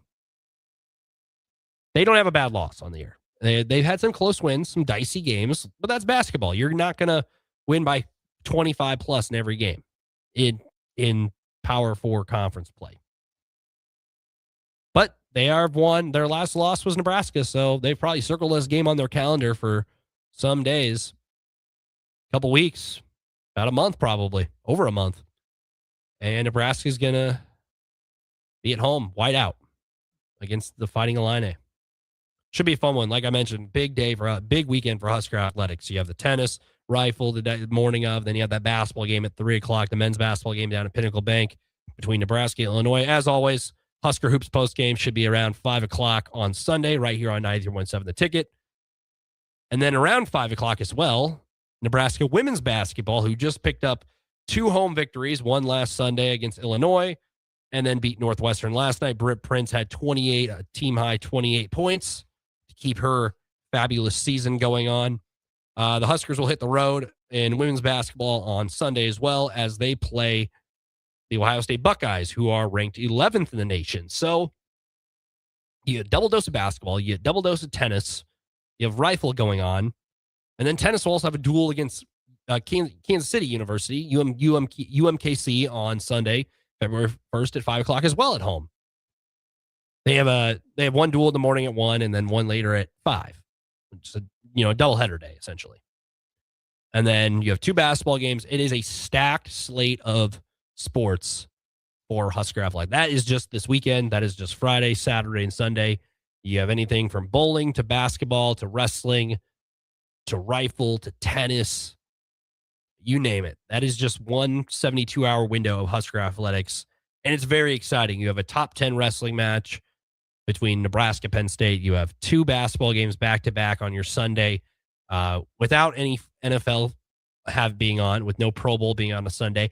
The window's wide open. There's basketball. You can enjoy your Sunday watching Nebraska sports. Make it down to go watch Nebraska tennis as well over at the Sid and Hazel Dillon Tennis Center.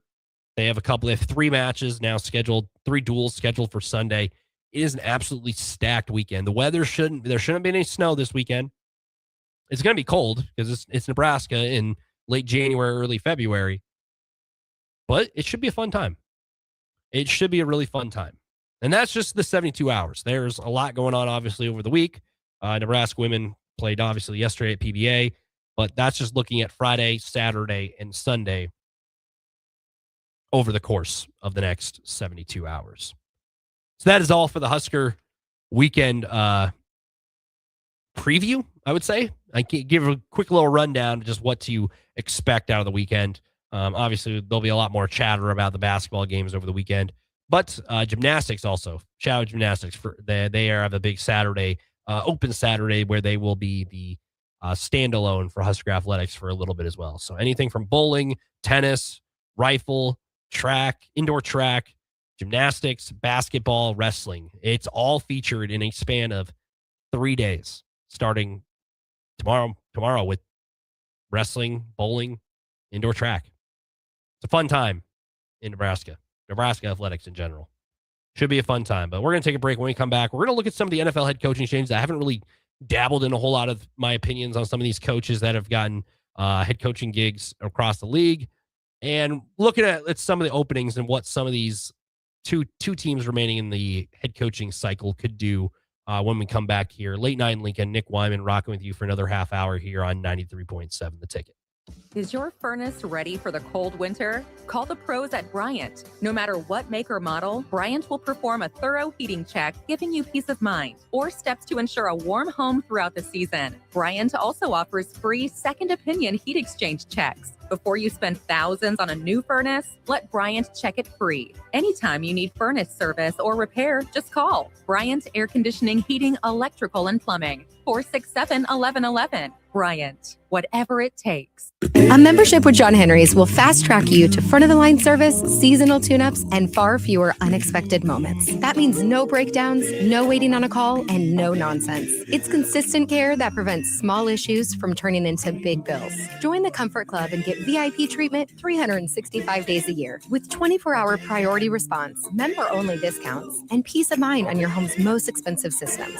Call John Henry's. John Henry's Plumbing, Heating and Air. And electrical. Jack Russell of Farm Bureau Financial Services is here to help you protect things that are most important to you. Whether it's your home, your family, or your future, Jack Russell has the proven experience to get the job done while developing authentic relationships with you. Give Jack a call today at 402-421-9100. Again, that's 402-421-9100. Or visit one of his 2 locations in Lincoln or Seward and learn how you can excel in the complicated world of insurance. Jack Russell of Farm Bureau Financial Services, a trusted and well-respected representative since 1999. Landmark Implement, your local John Deere dealer, invites you to the Spring Equipment and Technology Clinic, February 3rd through the 5th at the Buffalo County Fairgrounds in Kearney. New this year, the planter and sprayer clinics are combined into one streamlined, hands-on event built around growers' time and needs. Get expert training on John Deere planters and sprayers on topics including maintenance, technology, and autonomy. Don't miss it, February 3rd through the 5th in Kearney. Visit landmarkimp.com/events for details. I love pushing hard at the gym, but the soreness after, not so much. I researched about what to look for in a good red light system, so I tried the Spectrum 7 at Max Tan. The full body red light relaxes and refreshes my muscles. It's part of my recovery routine. Max Tan. Empire Netting and Fence delivers top quality netting and fence solutions. From major sports venues to backyard installs and everything in between, coast to coast. We take on tough jobs with grit, integrity, and a strong commitment to safety. Empire is growing, and we're hiring motivated people ready to grow with us. We build each other up, and we're building something big. Think you've got what it takes? Apply now at empire-fence.com. That's empire-fence.com. Looking for a financial partner that truly makes a difference? Modern Woodman is a member-owned fraternal financial services organization. We can help you plan for all stages of life, from protection to saving to retirement. We also offer member benefits, social activities, and volunteer opportunities to help your family and community. I'm Sean Erickson, your Modern Woodman representative in Lincoln. Call me at 402-483-6515 to start the conversation. Modern Woodman of America, touching lives, securing futures. Back Nine Golf in South Lincoln is the premier indoor golf experience in the state. The weather in the winter months is cold, windy, and as unpredictable as a tee shot on the 450-yard par 4. With top-of-the-line full-swing simulators and a PGA teaching professional, Back Nine Golf is there to help you improve your game and lower your score. Back Nine Golf is open to the public with 24/7 access for members. Learn about Back Nine's variety of memberships today and see the facility for yourself at 7501 South 15th Street in Lincoln, just south of 14th and Pine Lake Road. Back Nine Golf, your premier indoor golf and events destination. Big value and big flavor meet at Wings and Rings thanks to the all-new delicious Duo Combo. This is the one you've been waiting for. Get one half-sized appetizer and 2 entrees with a side for only $19.99. Bring a friend for the best deal in town on any day of the week, during game time, or whenever the heck you want. Their made-to-order wings and chicken sandwiches are waiting for you at their 68th and O and 40th and Old Cheney locations. Stop by Wings and Rings and celebrate every day with the best meal deal in town. Rico here with HIS Auto Care at 70th and Van Dorn, letting you know HIS is a great place to bring your vehicle for service. With superior service bumper to bumper, we'll treat your vehicle like it's your mother's. Doesn't get any better than that. So call 402-488-8888 8934, and HIS Auto will make you glad you did. 5% off, mention this ad, and for sure your mother will be proud you called. 402-488-8934, HIS Auto Care, 70th and Van Doren. God bless you. It's the two-fingered wave on a gravel road. It's letting the kids take dad's truck to prom. It's Friday nights under the lights of a hometown football field. Eustace Body Shop knows small towns. It's where our values are rooted. We treat our people right, and in turn, they treat you, our customer, right. And we give back to our communities. Not much more small town than that. Eustace Body Shop, small town service, big city technology. The most recommended Eustace Body Shop. That's who we are. Lincoln's go-to for fun isn't new. It's a place that's been a staple of the city for years and is only getting better. Matson's Bowling and Billiards always has open bowling available with no long lines unlike other centers. They have live music almost every weekend and great food at EJ's Bar and Lounge, with seating for 150 people. They have popular meals like the EJ Burger, pizza for the whole family, and famous EJ's Wings. Contact Sarah to book a party for friends, coworkers, or family at Matson's Bowling and Billiards, just south of 48th and Holdridge. Back to Late Night in Lincoln live on 93.7 The Ticket. Here are your hosts, Harrison Arons and Derek Pearson.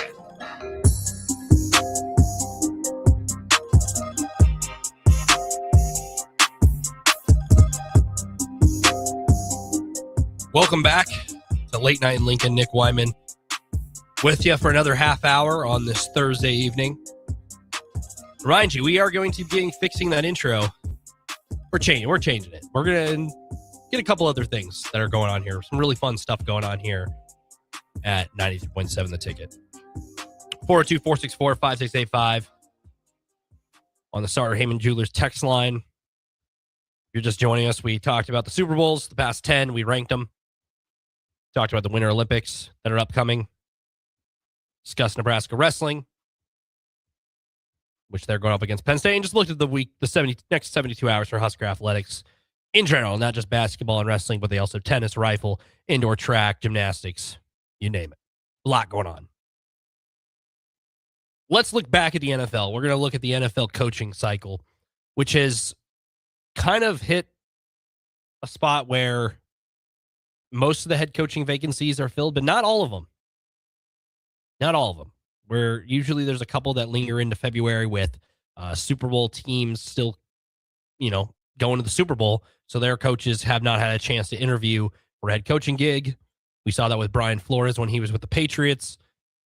As the defensive coordinator, ended up having to wait it out and then ended up being hired by the Dolphins a few days after the fact of that Super Bowl. So looking at a few of these names, obviously I'll name who the former coach was and who the current one is of said franchise. Remember, if you want to hit up the text line, 402-464-5685. If you have any opinions on some of these coaches, you're rocking with me, you can chime in. It's a conversation between you and me. What your thoughts on some of these coaching changes are, or who you would have preferred in some of these spots if you were in the GM's shoes, or if you're watching on Facebook, X, YouTube, or on channel Allo Channel 961. Battling the flu over here too, so we got another half hour. So first off, we'll just go alphabetically. We'll start with the Atlanta Falcons. Obviously had Raheem Morris and moved on from him. Let him go on January 4th, and they're bringing in Kevin Stefanski, the former Browns coach, will now be coaching the Atlanta Falcons. Falcons turn to somebody with years of experience. They still have a core together with quarterback Michael Penix, who's coming off an injury. Reports are saying that Kirk Cousins might get released, so they must trust Michael Penix. Maybe they sign another backup. And then there you have Bijan Robinson, running back, Drake London, a wide receiver, Kyle Pitts, tight end. They need somebody who's going to utilize these guys and be able to get the most out of them to be able to take advantage in the NFC South, which is not a very strong division. As we saw this year, a 8-9 record was enough to win the division and get into the playoffs. But you just got to be consistent if you're the Falcons. And they bring in a guy like Kevin Stefanski. I mean, he had a couple of good years with Baker Mayfield. Baker gets shipped off, and then Deshaun Watson gets traded there, and that contract eats a lot of money, a lot of cap that they could have, and there was not much really the Browns did, and they did not win a lot of football games. And then Kevin Stefanski leaves Cleveland, goes to Atlanta, and he is the new football coach of the Atlanta Falcons. Baltimore Ravens got John Harbaugh leaves, gets fired January 6th. After the regular season, the Ravens failed to make the playoffs after a loss to the Steelers in the final week of the regular season. The new coach, Jesse Minter, hired. Minter's been a defensive coordinator under Jim Harbaugh for the past 4 years, both at Michigan University when they won the national championship and also with the LA Chargers.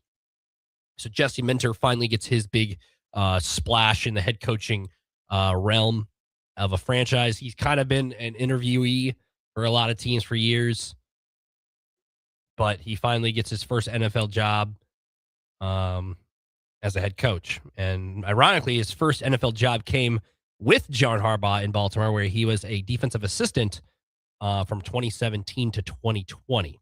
So he is familiar with the Ravens roster. Lamar Jackson was there during that time, so he will be the new head coach of the Baltimore Ravens, and he is one of a very short list of guys who are been coached for the Baltimore Ravens. They are only had a couple of head coaches during their time in the NFL as an expansion franchise. But that is their new coach, Jesse Minter. Sean McDermott fired on January 19th from the Buffalo Bills. A very controversial one in the time because, he's been come up short in the playoffs, but the Bills have been consistently in the playoffs. And it feels like at some point you're going to get over that hump. And they kind of let him go. Divisional round of the playoffs, you won a playoff game over the Jags. And then you lose to Denver in a game where, interception or not, they lose to the Broncos. And they hire in-house, Joe Brady becomes the head coach of the Buffalo Bills to replace Sean McDermott. Pretty much promoting their offensive coordinator to become the head coach of their franchise. Very interesting because you're just promoting the offensive coordinator, getting rid of the head coach, and keeping everybody else on board. Does that fix everything? I don't know. New voice leadership? I don't know. That's a very we'll find out in due time. The Bills got to put some guys to the roster. You need more. The wide receiver depth showed at the end of the year. Khalil Shakir can only do so much. You need multiple guys to help Josh Allen out. And that's just not going to cut it once you get to the playoffs. He's Joe Brady, the new coach of the Buffalo Bills. Today, the Cleveland Browns, obviously we mentioned Kevin Stefanski earlier. Kevin Stefanski fired January 5th from the Cleveland Browns. New coach Todd Monken will be the head coach for the Browns. He was fired on January 5th after 6 seasons in the Cleveland. Stefanski, Browns finished 5-12. Monken, he turns 60 on February 5th. Monken, he was kind of a coordinator for a long time where everybody kind of thought he was kind of just going to be a coordinator and kind of just stay in that role. But no, he gets the Cleveland Browns opening. That's who fills the shoes for that franchise, which is a desperate need of something because they had that 1 year and Baker won him a playoff game. Baker Mayfield and the Browns won a playoff game over the Steelers. Since then, they're kind of back in that 2010s where they're just not good. And they have so many, they may have the best defensive player in the league in Myles Garrett, probably the best defensive player in the league. That's all you have riding for you. The offense, not very good. I know they beat the Steelers to end in the regular season, but it just felt like they were out of it from the get-go. There wasn't a whole lot to say. Quarterbacks, they're flopping guys around with Deshaun Watson situation still. Shedeur Sanders got to play. Dylan Gabriel. They are in a odd situation as a franchise, and Todd Monken will be the head coach for the Cleveland Browns. The Miami Dolphins let go of Mike McDaniel on January 8th. Jeff Hafley now becoming the head coach. Also bringing in a new GM there as well. So Hafley spent the last 2 years as the Packers defensive coordinator, now going to Miami. That's just what the Dolphins just felt like they kind of were at a point where they had to make a change. The Dolphins were just kind of stagnant. Tua's situation was just he wasn't playing his best. They had a couple of years where they were making the playoffs, and that's about it. But it seemed like it was time, and they made the choice, and Jeff Hafley will now be in that spot coming from Green Bay as a defensive coordinator to the Miami Dolphins. The New York Giants bringing in John Harbaugh after they let go of Brian Daboll midseason in mid-November. Mike Kafka, the former quarterback at Northwestern, longtime coordinator and assistant at multiple NFL stops, filled in for an interim role, and now the 5-year deal for John Harbaugh to take over the Giants. The Giants desperately needed a coach with some kind of veteran prowess. Ben McAdoo, Joe Judge, those guys were not helping the franchise. Then you bring in Brian Daboll. Did have a playoffs year in there where Daniel Jones and Saquon Barkley beat the Vikings. But anything after that, I mean, a lot of losses. Brian Daboll and the Giants blew a lot of big game, a lot of fourth quarter games this year. There was a game against the Broncos this year. They were up multiple scores in the fourth quarter and somehow found a way to lose.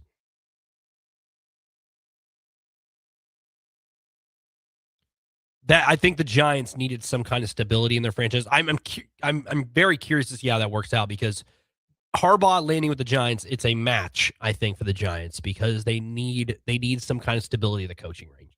They've hired coordinators. McAdoo, that with Eli Manning ended terribly when he benched him for a week for Geno Smith, and that was just riled up everybody. Was the wrong choice as well, because Eli Manning at the time was not the issue for the Giants. Obviously, was he playing at his peak? No, but he had no O-line. It was not good. Pat Shurmur was in there as well. Did not go well. Joe Judge, obviously, not great. And then Brian Daboll had one playoff year, the rest losing seasons. And fired midseason, one of the first Giants have done in a long time. But John Harbaugh lands there. Quickly, the next two. You had Mike McCarthy going to the Steelers as Mike Tomlin stepped down on January 13th. Mike McCarthy is an interesting one because took a year off coaching, which happens, especially at this level. Guys take a year off, kind of sit low, lay low for a year, and then land on their feet. Mike McCarthy, Packers, obviously was there for a long time, goes to the Cowboys, does what he can with that roster, gets them to the playoffs a couple years, but not good enough for the Cowboys' liking. Gets let go. Now he lands with his team. His favorite team growing up was the Steelers, and he lands there obviously after 5 years of Dallas, and they have a chance to reunite Aaron Rodgers with Mike McCarthy, which is kind of crazy years later, because they won a Super Bowl with the Packers way back when, back in 2008. Now you have a chance to put those two together. Again, this time in Steel City. And then the final head coaching vacancy that was filled so far, you had Brian Callahan getting let go in October as the head coach, and Robert Saleh is now back in the coaching ranks after being the defensive coordinator for the 49ers this past year. He was with the Jets before. He was let go mid-season with the Jets before that. And now he's back as the head coach with the Tennessee Titans, as the Titans are in a situation where they have a young quarterback in Cam Ward picked him with the number 1 pick last year. Offensive coordinator will be Brian Daboll, who I mentioned earlier with the Giants job was let go by the Giants midseason. So the two New York coaches are meeting once again in Tennessee, with Robert Saleh being the head coach of the Titans, while Brian Daboll is the offensive coordinator, which some people believe Brian Daboll, it was the top offensive coordinator on the market because of what he did in Buffalo. Time will tell. They went 3-14 this year in Tennessee. There are a lot of holes. Cam Ward did show flashes. He took his lumps as a rookie, but he did show signs of, hey, this guy could do something in this league. And time will tell. And he's got to have the right coaching around him. Got to have the right. You can't just be switching coaches with young quarterbacks, because it does not pan out well. But guys like Liam Cohn landing on his feet in Jacksonville, took a shot, and look at the Jags. They made the playoffs, had a really successful year. Trevor Lawrence before that had several different coaches, several different play callers. You need consistency to find success in the NFL. And that's what the Titans are hoping they're doing. 2 more vacancies are left. You have the Arizona Cardinals let go of Jonathan Gannon in early January, and then Pete Carroll let go, and the Cardinals and the Raiders are still looking for head coaches at the moment. There's not a whole lot. I haven't heard a whole lot about each of these, but the interesting scenarios for both the Cardinals. Obviously, is this the end of the Kyler Murray era there? What could happen with Kyler Murray? Are the Cardinals be looking for another quarterback? Is that going to affect the coaching ranks? Could one of the coaches of both these teams be currently working for the Patriots or the Seahawks while they're going through the Super Bowl stages? So you have to kind of wait on it. The Raiders, another interesting location for a coach to land because you have the number one pick. Should be Fernando Mendoza, the Indiana quarterback, after the Heisman year he had. Number one quarterback in the draft. Number one pick. You have Ashton Genty, a running back. Got to find a way to make him kind of blossom in that role and get him to get that big play potential that he showed at Boise State. Didn't see a whole lot of it with the Raiders just because their O-line was not great. Max Crosby situation. Does he want to be there? Does he not? That's a situation to unravel and see what the coaching rank looks like. So the Las Vegas Raiders, Arizona Cardinals are the last two teams looking for a head coach. We got one more segment here tonight here on 93.7 Ticket before you send you into your Friday. I'm Nick Whyman, rocking with you for a little under a half hour here on 93.7 The Ticket. We're going to take our final break. We'll be right back. Late night Lincoln here on 93.7 The Ticket. Clear your calendar. It's a volleyball weekend in Omaha. Love Nebraska returns to Baxter Arena for back-to-back home matches on January 30th and February 1st, facing Love Madison and Love Austin. 2 matches, 2 chances to see your hometown team compete as the season heats up. Featuring Lexi Rodriguez and Jordan Larson taking on the likes of Lauren Carlini and Maddie Skinner, and special moments throughout the weekend. This is your opportunity to catch all the action live. Make it one night or both nights. Get your tickets now at lobbneb.com/tickets. So as women, we're so hard on ourselves, and I just wanted a simple way to feel confident again and to feel like me again. And the Spectrum 7 at Max Tan gave me that little spark back and can also give it to you too. A full body light that makes my skin and my spirit feel brighter.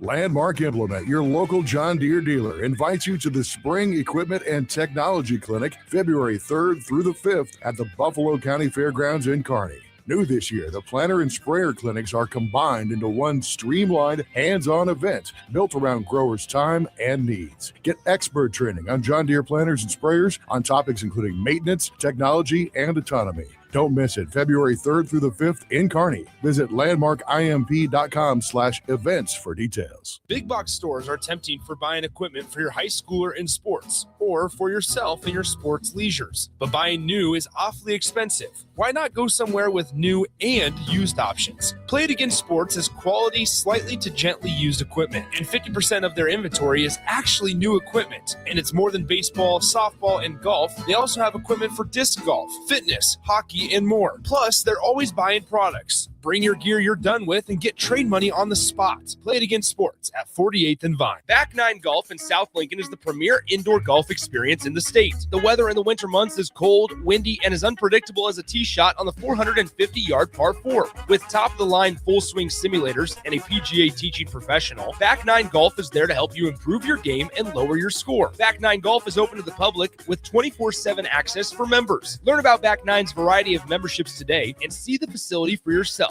at 7501 South 15th Street in Lincoln, just south of 14th and Pine Lake Road. Back 9 Golf, your premier indoor golf and events destination. Lincoln's go-to for fun isn't new. It's a place that's been a staple of the city for years and is only getting better. Matson's Bowling and Billiards always has open bowling available with no long lines unlike other centers. They have live music almost every weekend and great food at EJ's Bar and Lounge, with seating for 150 people. They have popular meals like the EJ Burger, pizza for the whole family, and famous EJ's Wings. Contact Sarah to book a party for friends, coworkers, or family at Matson's Bowling and Billiards, just south of 48th and Holdridge. Let's fly. Your next trip starts at Lincoln Airport with American Airlines, now flying nonstop service to Dallas, Fort Worth, and Chicago. American Airlines connects Lincoln to major hubs and destinations around the globe. Wherever you're headed, LNK gets you there with new nonstop flights on American Airlines. Now boarding. Convenient, fast, and stress-free. Book your next flight at LincolnAirport.com. LNK, make flying easy. It's the two-fingered wave on a gravel road. It's letting the kids take dad's truck to prom. It's Friday nights under the lights of a hometown football field. Eustace Body Shop knows small towns. It's where our values are rooted. We treat our people right, and in turn, they treat you, our customer, right. And we give back to our communities. Not much more small town than that. Eustace Body Shop, small town service, big city technology. The most recommended Eustace Body Shop. That's who we are. Tomorrow is about the lessons we learn today. A farmer's market teaches us that community is grown together. Kids laughing shows us how joy is easy. And coffee on the porch reminds us to savor every moment. These are the lessons that shape a tomorrow we all share. One filled with trust, good company, and wide open dreams. That's the way banking should be. And that's Pinnacle Bank. Member FDIC. When it comes to concrete, Stevens & Smith Construction doesn't stall. They go for the takedown. As Nebraska's full-service concrete contractor, they stay in bounds, hold inside position, and never forfeit quality. Whether it's foundations, flatwork, or concrete coatings, they elevate performance and pin down results that win every time. Stevens & Smith Construction is a proud sponsor of Takedown Tuesdays on 93.7 The Ticket. Because when it's time to wrestle with concrete, Stevens & Smith Construction slams expectations. Just got the brakes fixed on my car today. You did? You haven't even left the office. I didn't need to. I got a guy who picks up my car and drops it off when it's done. Well, who's your guy? Graham Tire. They have pickup and delivery service at all 5 of their Lincoln locations. Schedule your service online on the Pickup and Delivery tab at GrahamTireLincoln.com. That's GrahamTireLincoln.com. Let us do the running. Some limitations apply. See store for details. Back to Late Night in Lincoln live on 93.7 The Ticket. Here are your hosts, Harrison Arons and Derek Pearson.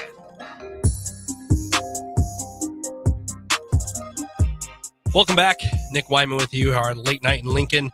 Final segment of the evening here to send you off into your Friday. A little note about something locally coming this summer. As this coming summer, the Lincoln Salt Dogs are going to be hosting the 2026 American Association All-Star Game at Haymarket Park in Lincoln. The game will be played on July 15th with the Home Run Derby happening the night before. It's the first time the Salt Dogs have hosted the league's All-Star Game since 2003. It's just the second time in franchise history the Dogs have hosted a All-Star Game. More information will come later this year. So their season begins in May. The All-Star Game will be on July 15th. That week, Monday, there will be a All-Star Youth Clinic on the Monday. Tuesday, a home run derby with the league's best players, followed by the All-Star Game between the league, the American Association of Professional Baseball after that. So that is a very cool thing that's coming this summer. Not many teams really get to experience that. You get to see that here this summer here in Lincoln. Little other nugget going on this week in Nebraska. DB CZR Wright will play in the Reese's Senior Bowl on Saturday. So not only is it a stacked weekend for athletics in general for Huskers, they also have that going on. But yeah, All-Star Game this summer, the American Association All-Star Game, plus is our Wright playing in the Reese's Senior Bowl out in Mobile, Alabama. So, as we talked about a lot these 2 hours. Super Bowl, best Super Bowls the last 10. Talked about the Winter Olympics, Nebraska sports, wrestling, obviously, tomorrow night. You can catch post-match coverage here around 9 o'clock here on 90.7 The Ticket. Harrison should be here along with potentially DP and Ridge Lovett. It should be a very fun next 72 hours in Huskerland. Basketball, obviously, on Sunday. Post-game coverage will be in the afternoon for that as well. We talked about the head coaching changes and the Salt Dogs hosting the American Association All-Star Game for the first time in over 20 years. So that's all I got for you tonight here. Nick Whyman signing off on 90.7 Ticket. We will see you tomorrow. Early break starting at 6 o'clock. Another stacked schedule for you on Friday, January 30th. Everybody, have a good night. Thanks for rocking with me.